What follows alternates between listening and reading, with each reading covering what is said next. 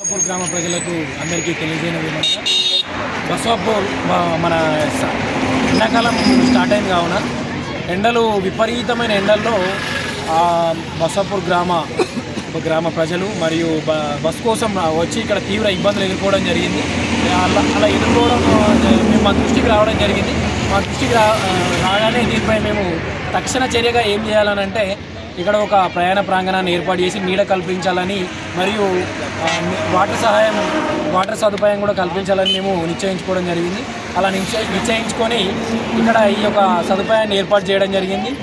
ఇలాంటి కార్యక్రమాలు ముందు ఇంకా చేపడతామని యూత్ ఫర్ యూనిటీ సభ్యులకు తెలియజేస్తూ అమ్మా నమస్తే అమ్మ, నా పేరు సుమన్. ఇక్కడ మీ అందరికి ఇబ్బంది అవుతుందని చెప్పేసి మన యూత్ వాళ్ళందరూ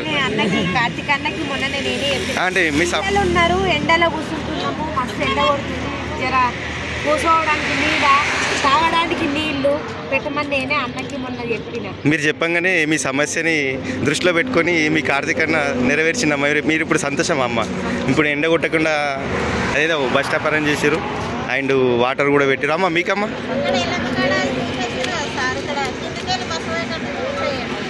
అది వడ్లు వడ్లు అయిపోయిన తర్వాత ఈ సీజన్ అయిపోగానే కామారెడ్డి మళ్ళీ బస్సెస్ ఏదైతే అట్లనే వస్తున్నారు కదా. వడ్లు అయిపోయిన తర్వాత పక్క కిందికి వస్తారు. గేట్ కూడా ఓపెన్ చేసేస్తాం. మనం మేము కామారెడ్డి పోయి దీపం మేనేజర్తో మాట్లాడినాం.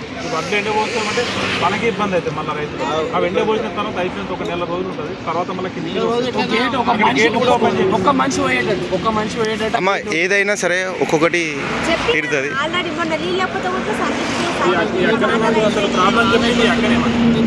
ఇప్పుడు హ్యాపీ అమ్మ.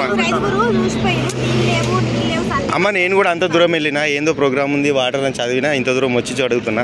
మిమ్మల్ని కూడా ఆపినందుకు ఏమనుకోకండి. ఈ ఊరోళ్ళని ఆపినా. ఓకే చేపిద్దాం. అది కూడా ఒక మనిషి ఇట్లాంటి బెంచీలు ఒకటి